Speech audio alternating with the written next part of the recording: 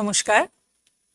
পশ্চিমবঙ্গ সমগ্র শিক্ষা মিশন, বিদ্যালয় শিক্ষা বিভাগ, পশ্চিমবঙ্গ সরকারের উদ্যোগে আয়োজিত বাংলার শিক্ষা ক্লাসরুম 2024-এ সবাইকে স্বাগত। আমি শ্রীলা বিশ্বাস, সহশিক্ষিকা, বেথুন কলেজিয়েট স্কুল। আজ আমার সাথে রয়েছেন আমার বাদিকে Shubha Lahiri Sarkar, special educator, Samagra Shiksha Mission, Kolkata. আমার ডান দিকে রয়েছেন Rabindranath Sarkar, master trainer, ISL, AYJNI SHD RC, Kolkata. আজ আমরা ষষ্ঠ শ্রেণীর পদার্থের 3 অবস্থা বিষয়টি নিয়ে আলোচনা করব। আমাদের চারপাশে প্রচুর পদার্থ ছড়িয়ে ছিটিয়ে আছে। যেমন ধরো এই আকাশ, বাতাস, জল, গাছপালা, তোমার হাতে থাকা মোবাইল, এরা সবাই হচ্ছে পদার্থ। পদার্থ বলতে আমরা বুঝি যার ভর আছে এবং যা কিছুটা জায়গা দখল করে থাকে। আমরা আরো বলতে পারি এই পদার্থদের আমরা আমাদের ইন্দ্রিয় দিয়ে বুঝতেও পারি। যেমন তোমার হাতে যদি একটি বল ধরিয়ে দেওয়া হয় এবং তোমার চোখ বন্ধ করে দেওয়া হয়, তুমি বুঝতে পারবে যে এটা একটা গোলাকার পদার্থ, হয়তোবা বল। এবার তোমার চোখ বন্ধ করে যদি জল আর তেলের মধ্যে তোমার আঙুলটাকে দিয়ে দিই, তুমি বুঝতে পারবে যে এর মধ্যে একটা জল আছে আর একটা তেল আছে। তো এইরকম ভাবে পদার্থরা আমাদের চারপাশে ছড়িয়ে থাকে, অর্থাৎ যার ভর আছে এবং যা কিছুটা স্থান অধিকার করে থাকে তাকেই আমরা বলি পদার্থ। একটা ছবি আছে, দেখো তোমাদের সামনে। প্রচুর পদার্থ এখানে ছড়িয়ে ছিটিয়ে আছে। কি কি আছে? পাহাড় আছে, জল আছে, আকাশ আছে, মেঘ আছে এবং বেলুন আছে।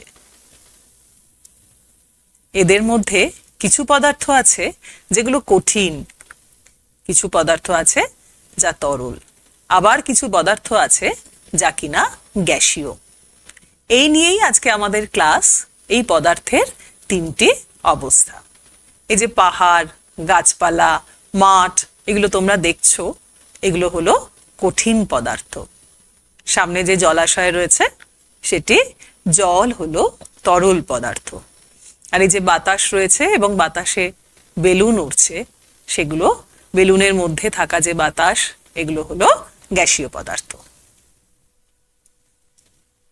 এবার আমরা কঠিন পদার্থদের আরেকটু ভালো করে চিনে নেব। আমাদের চারপাশে থাকা কাঠ, কয়লা, ইট, তোমরা যে রুবিক্স কিউব নিয়ে খেলো সেই রুবিক্স কিউব, এগুলো হলো কঠিন পদার্থ। আবার অঙ্ক করতে গিয়ে যে সমস্ত জ্যামিতিক ফিগার তোমরা চোখে দেখো, সেগুলোও হচ্ছে কঠিন পদার্থ।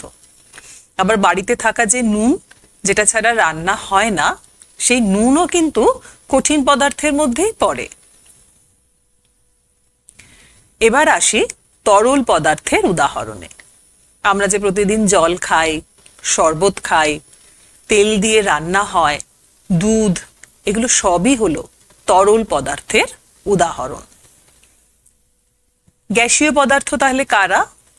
আমাদের চারপাশে থাকা বাতাস, বাতাসের মধ্যে থাকা অক্সিজেন বা O2, এরা হলো গ্যাসীয় পদার্থ। আবার দেখো তোমাদের এই যে সামনের ছবিতে যে খয়েরি খয়েরি রঙের ধোঁয়া দেখা যাচ্ছে, এটা হলো নাইট্রোজেন ডাই অক্সাইড বা NO2। যেহেতু এর রং আছে তাই আমরা একে দেখতে পাই। বাতাস যেহেতু বর্ণহীন, তাই এর অস্তিত্ব বুঝলেও আমরা কিন্তু একে দেখতে পাই না। তাহলে কঠিন পদার্থ, তরল পদার্থ এবং গ্যাসীয় পদার্থ, পদার্থের এই 3টে রূপ তোমরা চিনতে পারলে নিশ্চয়ই, এবং নিশ্চয়ই আইডেন্টিফাই করতে পারবে তোমার আশেপাশে থাকা কোন পদার্থ আসলে কেমন পদার্থ। এবার আমরা কঠিন পদার্থ নিয়ে আরো ডিটেইলে আলোচনা করব। কঠিন পদার্থে সবসময় একটি নির্দিষ্ট আকার এবং আয়তন আছে। সেজন্য কঠিন পদার্থগুলোকে শেপ দেখলে আমরা বুঝতে পেরে যাই যে আসলে এটা কি পদার্থ।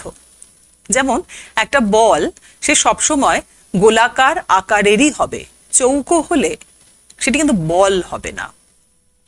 সাধারণত এরা খুব দৃঢ় হয়, অর্থাৎ ভীষণ শক্তিশালী হয়। 3 নম্বর পয়েন্ট হচ্ছে, এদের মধ্যে যে কণাগুলো থাকে, অর্থাৎ যে কণাগুলো দিয়ে কঠিন পদার্থ আসলে তৈরি হয়, তারা খুব কাছাকাছি থাকে। এদের মধ্যে ফাঁকা জায়গা প্রায় নেই বললেই চলে। সেই কারণে এদের ঘনত্ব অনেক বেশি হয়। কণাগুলো কাছাকাছি কেন থাকে জানো? কারণ কণাগুলোর নিজেদের মধ্যে আকর্ষণ বল অত্যন্ত বেশি। আর শেষ পয়েন্ট হচ্ছে, এরা সংকোচনশীল নয়, অর্থাৎ চাইলেই আমি একে ছোট করে দিতে পারি না। একটা ছোট্ট ভিডিও দেখো তোমরা। এই টেবিলের মধ্যে আমার কিছু আইস কিউব রাখা রয়েছে। এই আইস কিউবটাকে যদি আমরা দেখি, তাহলে দেখতে পাবো এর যে কণাগুলো, সেগুলো কেমন ভাবে সজ্জিত বা কিভাবে সাজানো থাকে। এগুলো পরপর পরপর এভাবে একে অন্যের সাথে গা ঘেঁষাঘেঁষি করে থাকে। এটাই হচ্ছে কঠিন পদার্থের মধ্যে কণাগুলোর অবস্থান। এবার আমরা আসব তরল পদার্থে। তরল পদার্থের নির্দিষ্ট আকার নেই, কিন্তু এর আয়তন আছে। যেমন এবার দেখো, তোমাদেরকে একটু দেখাই। আমার হাতে একটা বল আছে, আর আমার হাতে এই বোতলটার মধ্যে একটা তরল পদার্থ রয়েছে। দেখতে পেয়েছো? তরল পদার্থটাকে যাতে তোমরা বুঝতে পারো, সেজন্য জলের মধ্যে আমি একটু রং মিশিয়ে এনেছি। এই যে পদার্থটা, এটা বল, এবং এটি কি ধরনের পদার্থ? এটি কঠিন পদার্থ। আমি চাইলেই এই বলটার আকার চেঞ্জ করতে পারবো না, তাই তো? আমি একে প্রেস করি, যতই প্রেস করি, এটাকে কিন্তু আমি ছোট করতে পারবো না। আবার ছোট করলেও সেটা আবার নিজের জায়গায় আবার ফিরে আসবে। অর্থাৎ এর নির্দিষ্ট আকার এবং আয়তন বর্তমান। ঠিক যদি আমি তরল পদার্থের ক্ষেত্রে ভাবি, তরল পদার্থটি এই মুহূর্তে এই বোতলের মধ্যে রয়েছে, বেশ খানিকটা আয়তন অধিকার করে এই বোতলের আকার নিয়েছে। এবার আমি জলটা অন্য একটি পাত্রে ঢালবো।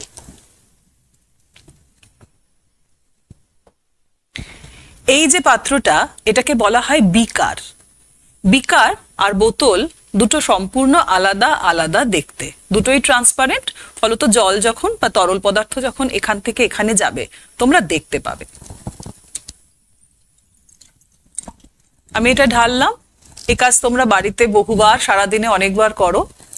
এবার দেখো, এই তরলটা যে আয়তন অধিকার করে আছে, এটাতে মাপ লেখা আছে, এটা হচ্ছে 50 ml। ঠিক আছে? তাহলে 50 ml জল আমি এর মধ্যে ঢেলেছি, হলো? তাহলে আকার পরিবর্তন হয়ে গেল। আগে যেরকম ছিল যে আকারে, সেই আকারটা পরিবর্তন হয়ে গেল।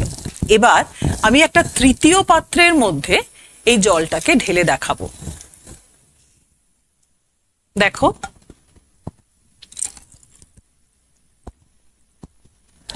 এবার জলটা এরকম জায়গা থেকে এরকম জায়গাতে এসে উপস্থিত, অন্য একটা পাত্রে এসে উপস্থিত, তাই তো? এবার এখানেও মাপনি লেখা আছে, মাপ লেখা আছে। আমরা যদি দেখি যে এর উচ্চতা কত, তাহলে দেখব যে এরা 50 ml দাগে এসে উপস্থিত। অর্থাৎ আয়তনটা আগেও যা ছিল, পরেও তাই রয়েছে, শুধু চেঞ্জ হয়েছে কি? আকারের। তাহলে আমি মনে রাখবো, কঠিন পদার্থ যদি হয়, তার আকার আছে, তার আয়তনও আছে, এবং সেটা ফিক্সড। তরল পদার্থ যদি হয়, তাহলে তার আকার আমরা পরিবর্তন করতে পারি। অর্থাৎ যখন যে পাত্রে রাখবো, সেই পাত্রের আকার ধারণ করবে, কিন্তু আয়তন তার পরিবর্তনশীল নয়, আয়তন একই থাকে। পরের পয়েন্টে যাই আমরা। তরল পদার্থ গঠনকারী কণাগুলি কাছাকাছি থাকে না, এদের মধ্যবর্তী ফাঁকা জায়গা অনেকটা বেশি, তাই এদের ঘনত্বও কম। এখান থেকে আমরা একটু বুঝে নিই, এই পাত্রের মধ্যে, এই বিকারটার মধ্যে যে জল রয়েছে, সেই জলের যে কণাগুলো তাদেরকে যদি আমরা দেখি তাহলে আমরা দেখতে পাবো যে সেগুলোর মাঝখানে ফাঁকা জায়গাটা অনেকটাই বেশি। কার তুলনায়? কঠিন পদার্থের তুলনায়। সেই কারণে এইটুকু জায়গার মধ্যে আগের বার যতগুলো কণা ছিল এখন সেই কণার সংখ্যা অনেক কমে গেছে, অর্থাৎ বলতে পারি ঘনত্বও কমে গেছে। কণাগুলোর এরকম ছড়িয়ে যাওয়ার কারণ হলো এদের নিজেদের মধ্যে আকর্ষণ বল কঠিন পদার্থের কণাদের আকর্ষণ বলের তুলনায় অনেক কম। তরল পদার্থ কিন্তু সংকোচনশীল নয়, অর্থাৎ এদেরকে চাইলেও আমি এদের আয়তন সংকুচিত করে দিতে পারি না। এবার আসবো আমরা গ্যাসীয় পদার্থে। তার আগে এখানে দেখে নাও, এই যে কঠিন পদার্থ থেকে যখন তরল পদার্থে রূপান্তরিত হয় কোনো পদার্থ, তখন আসলে কি হয়?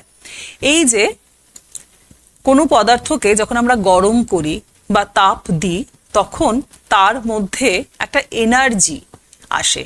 তাপ আমরা দিচ্ছি, ফলত তার মধ্যে কিছু শক্তি পায় সেই পদার্থ। এই কঠিন পদার্থ যে শক্তিটা পেল, তার ফলে তার মধ্যে থাকা যে কণাগুলো তাদের শক্তি বেড়ে যায়, তারা আগের মতন আর একই জায়গাতে অবস্থান করতে চায় না, তারা নিজেদের দিক থেকে দূরে দূরে অবস্থান করা পছন্দ করে। ফলত দেখা যায় যে কণাগুলো কঠিন পদার্থের মধ্যে যত কাছাকাছি ছিল, তরল পদার্থের মধ্যে আর তত কাছাকাছি নেই, অর্থাৎ দুটো কণার মধ্যে ফাঁকা জায়গা বেড়ে গেছে। এবার আসি গ্যাসীয় পদার্থের ক্ষেত্রে। গ্যাসীয় পদার্থ, এদের নির্দিষ্ট আকার এবং আয়তন কোনোটাই নেই। তুমি যে পাত্রে রাখবে, সেটা যদি কোনো ছোট পাত্র হয় তাহলে সেই পাত্রের আকার নেবে, আর যদি কোনো বড় পাত্রে রাখো তখন ওই একই পরিমাণ গ্যাসীয় পদার্থটা ওই বড় পাত্রের আকার নেবে। এরা প্রবাহী, অর্থাৎ এক জায়গা থেকে আরেক জায়গায় যেতে পারে, প্রবাহিত হতে পারে। গ্যাসীয় পদার্থ যে গঠন করে যে কণাগুলো, তারাও কিন্তু কাছাকাছি থাকে না। এদের মধ্যবর্তী ফাঁকা জায়গা তরলের তুলনাতেও বেশি, তাই ঘনত্বের দিক থেকে কি বলবো? ঘনত্ব গ্যাসীয় পদার্থের আরো কম হয়। এই যে গ্যাসীয় পদার্থ দেখছো পুরো জায়গাটা দখল করে আছে, কিন্তু কণাগুলোর মধ্যে নিজেদের মধ্যে ফাঁকা জায়গা অনেক বেশি। তাই জন্য গ্যাসীয় পদার্থকে আমরা চাইলেই সংকুচিত করতে পারি, ছোট করে দিতে পারি। কিভাবে পারি জানো? চাপ বাড়িয়ে। গ্যাসীয় পদার্থের উপরে যদি আমরা চাপ বাড়িয়ে দিই, তাহলে গ্যাসীয় পদার্থ ছোট হয়ে যায় বা সংকুচিত হয়ে যায়। এবার তরল পদার্থ আর গ্যাসীয় পদার্থ নেওয়া হয়েছে। তরল পদার্থকে যদি আমরা তাপ দিই, অর্থাৎ এনার্জি দিচ্ছি, তার ফলে কণাগুলো আরো দূরে দূরে সরে যাচ্ছে। দেখো, তরল পদার্থের বেলায় কণাগুলো যে দূরত্বে ছিল, গ্যাসীয় পদার্থের ক্ষেত্রে সেই দূরত্বটা আরো বেড়ে গেছে। এদের মধ্যেকার যে ফাঁকা জায়গা, সেই ফাঁকা জায়গার পরিমাণ আগের তুলনায় আরো বেশি হয়ে গেছে। তাহলে এই সবই হচ্ছে কঠিন, তরল এবং গ্যাসীয় পদার্থের বৈশিষ্ট্য। এবার আমি যদি জিজ্ঞাসা করি, আমাদের প্রত্যেক দিনের জীবনে এমন একটা পদার্থের নাম বলো যেটার কঠিন অবস্থা, তরল অবস্থা এবং গ্যাসীয় অবস্থা প্রত্যেকটাই আমরা দেখতে পাই। তুমি সহজেই বলে দেবে যে সেটা হলো জল। জল তরল অবস্থায় থাকে, একে যখন তুমি ফোটাবে তখন সেটা গ্যাসীয় অবস্থায় থাকবে। তার নাম কি বলতো? জলীয় বাষ্প। আর জলকে যদি আমরা ঠান্ডা করি তখন এটি কিসে পরিণত হবে? এটি বরফে পরিণত হবে। বরফ হচ্ছে জলের কঠিন অবস্থা। তাহলে জল তরল, কঠিন এবং গ্যাসীয় অবস্থা, 3 অবস্থাতেই আমরা আমাদের প্রাত্যহিক জীবনে একে দেখতে পাই।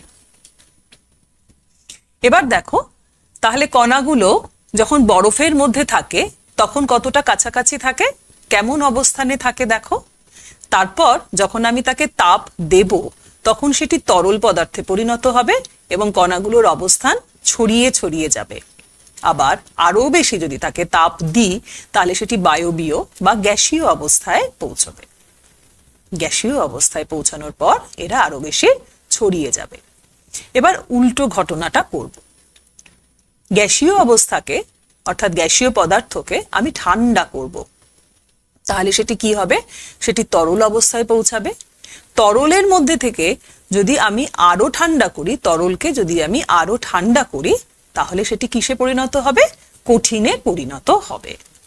এবার এই যে পুরো ঘটনাটা, এই প্রত্যেকটা ঘটনার একটা অবস্থা থেকে আরেকটা অবস্থায় যখন যায় তখন প্রত্যেকটার একটা করে নাম আছে, সেই নামগুলোর সাথে আমরা পরিচিত হব।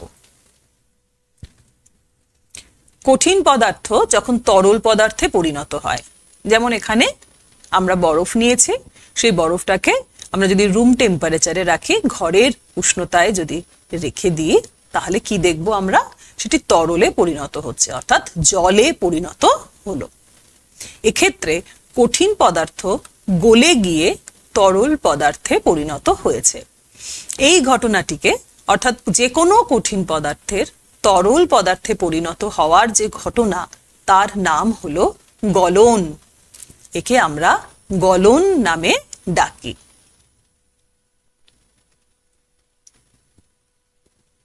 গলনের উল্টো ঘটনাটা যদি ঘটাই, অর্থাৎ তরল পদার্থ যখন কঠিন পদার্থে পরিণত হয়।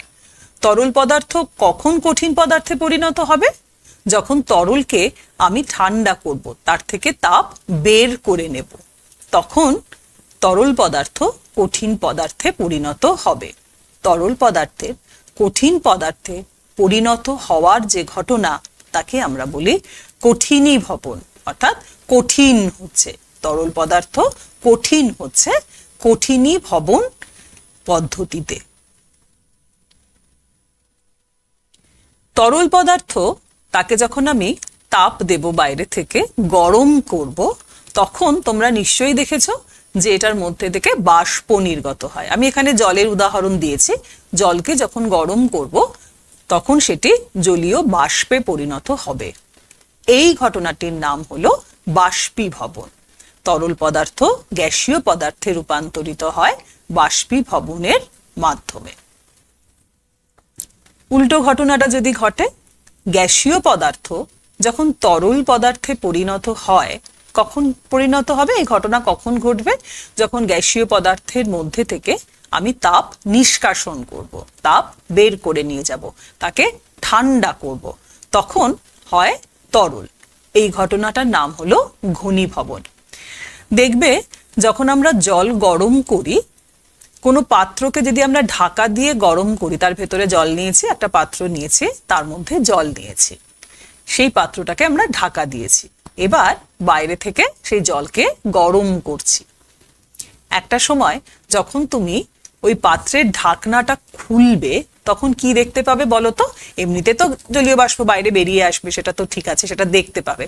একই সাথে দেখবে ওই যে পাত্রের ঢাকনা, সেই ঢাকনা থেকে আস্তে আস্তে জল গড়িয়ে পড়ছে। এই জলটা কোথায় থেকে এলো? এই জলটা এলো ওই যে গ্যাসীয় পদার্থ বা জলীয় বাষ্প যেটা উপরের দিকে উঠে গেছিল, পাত্রের গায়ে লেগেছিল, পাত্রের মাথাটা অপেক্ষাকৃত ঠান্ডা, সেই ঠান্ডার সংস্পর্শে এসে আসলে ঘনীভবন হয়েছে, অর্থাৎ গ্যাসীয় পদার্থ তরল পদার্থে পরিণত হয়েছে। কিছু কিছু পদার্থ রয়েছে যারা কঠিন পদার্থ থেকে সরাসরি গ্যাসীয় পদার্থে পরিণত হয়। যেমন ধরো কর্পূর বা ন্যাপথালিন। আমাদের বাড়িতে ন্যাপথালিন ব্যবহার হয়, তোমরা দেখেছো। জামা কাপড়কে পোকামাকড়ের হাত থেকে রক্ষা করার জন্য আমরা আলমারির মধ্যে যে তাকে জিনিসপত্র রয়েছে সেখানে আমরা কি দিয়ে থাকি, এরকম ন্যাপথালিনের সাদা সাদা বল থাকে, সেগুলো ব্যবহার করে থাকি। বা অনেক সময় পুজোতে আমরা কর্পূর ব্যবহার করে থাকি। কর্পূরগুলো একটা পাত্রে নিই, তারপর আমরা কি করি, নিচে থেকে সেটাকে আগুন দিই। সেই আগুনে কি হয়, কর্পূরগুলো এরকম বাষ্পে পরিণত হয়। সেখানে কোনো তরল পদার্থের ঘটনা থাকে না, তরল হয় না, কঠিন পদার্থ সেটা তরল পদার্থে পরিণত না হয়ে সরাসরি গ্যাসীয় পদার্থে পরিণত হয়। তোমরা কি কখনো দেখেছো যে যেখানে তুমি ন্যাপথালিন রেখেছিলে সেই জায়গাটা, ন্যাপথালিনটা আর নেই, কিন্তু জায়গাটা তরলে পরিণত হয়ে গেছে বা জলে পরিণত হয়েছে? সেটা কিন্তু হয় না। কিন্তু যদি তুমি বরফকে রাখো, যে জায়গাতে তুমি বরফটা রাখছো, বরফটা তুলে দিলে তুমি দেখতে পাবে যে বরফটা নেই এবং পুরো জায়গাটায় আসলে জলে পরিণত হয়েছে। এক্ষেত্রে যে এই পদার্থগুলোর নাম বললাম তোমাদের, কর্পূর, ন্যাপথালিন, আয়োডিন, এরা কিন্তু সরাসরি কঠিন অবস্থা থেকে গ্যাসীয় অবস্থায় পৌঁছয়। যে ঘটনা দ্বারা এটা হয় তাকে আমরা বলে থাকি ঊর্ধ্বপাতন। তাহলে তোমরা দেখলে গলন কাকে বলে, কঠিনীভবন কাকে বলে, তোমরা দেখলে ঊর্ধ্বপাতন কাকে বলে, ঘনীভবন কাকে বলে, বাষ্পীভবন কাকে বলে। এই যে টার্মগুলো, এগুলোর সাথে তোমরা পরিচিত হবে।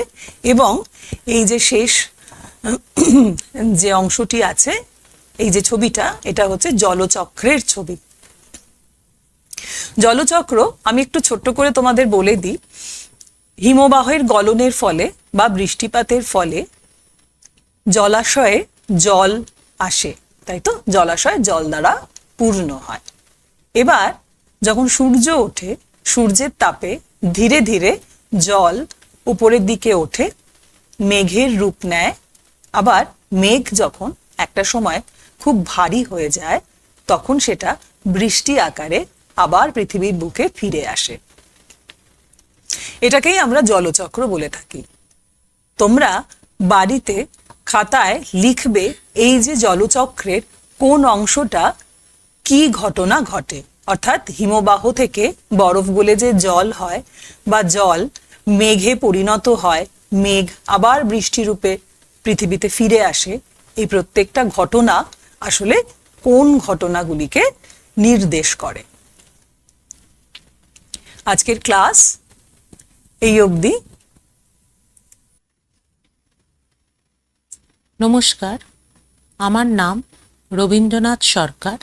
আমি ISL টিচার, NIJH এর। আজকে আমরা ক্লাসে 6 ক্লাসে পড়ব। টপিক হচ্ছে পদার্থ। পদার্থর ভেতরে 3টে অবস্থা। প্রথমটা হচ্ছে কঠিন পদার্থ, যেমন চেয়ার, টেবিল, কাঠের বিভিন্ন, যেগুলো খুব কঠিন, গাছের শক্ত গুঁড়ি, এগুলো কঠিন। তরল পদার্থ কি? তরল তো জল, নদীর জল, শরবত, এগুলো সব তরল পদার্থ। এবং গ্যাসীয় পদার্থ, এগুলো হচ্ছে যে হাওয়া, বাষ্প, অক্সিজেন, এগুলো গ্যাসীয় পদার্থ। এই 3টে পদার্থের মধ্যে আমরা দেখতে পাই যে আগে টিচার তোমাদেরকে সব গ্যাসীয়, তরল এবং কঠিন পদার্থের যেগুলো বলেছেন, আমি সেটাকে তোমাদেরকে একসাথে ডিস্টার্ব করে বলছি। যেমন বরফ, বরফটা আমরা তোমাদের বাড়িতে ফ্রিজে তোমরা দেখবে, ফ্রিজে যদি জল ঢেলে রাখো একটা পাত্রে এবং সেটা যদি ফ্রিজের মধ্যে রেখে দাও, টেম্পারেচার কমিয়ে দিলে বেশ কিছুটা সময় পরে ওটা বরফে পরিণত হবে। এই বরফটা কঠিন পদার্থ এবং সেই বরফটাকে বাইরে যদি রাখি, তাপমাত্রা বেড়ে সেটা তরলে হবে এবং আরও তাপমাত্রা বাড়ালে সেটা গ্যাসীয় পদার্থে পরিণত। জলটাকে যখন আবার আমরা জলটাকে ফ্রিজের মধ্যে রাখি, তাহলে কিন্তু আবার সেটা ঘুরে বরফেই পরিণত হবে। এইভাবে আমরা এই পদার্থের বিভিন্ন অবস্থা দেখতে পাই আমাদের চারপাশে। যেমন গাছ, জল, নদী, এই সমস্ত জিনিসগুলো আছে, এগুলো কিন্তু পুরোটাই মেঘ, এগুলো কিন্তু সবটাই পদার্থ। যেমন জল, জল বাষ্পীভূত হয়ে মেঘে পরিণত হয় এবং মেঘ তার তাপমাত্রা যখন খুব ভারী হয়ে যায়, তখন বৃষ্টি হয়ে আবার সেই জলে হয়েই নদীতে নেমে আসে। এই যে চক্রটা, এইটাকে বলা হচ্ছে জলচক্র। এই জলচক্রটাই আমাদের পরিবেশের অনেক ভারসাম্য বজায় রাখে, যেটা তোমরা ভবিষ্যতে আরো জানতে পারবে।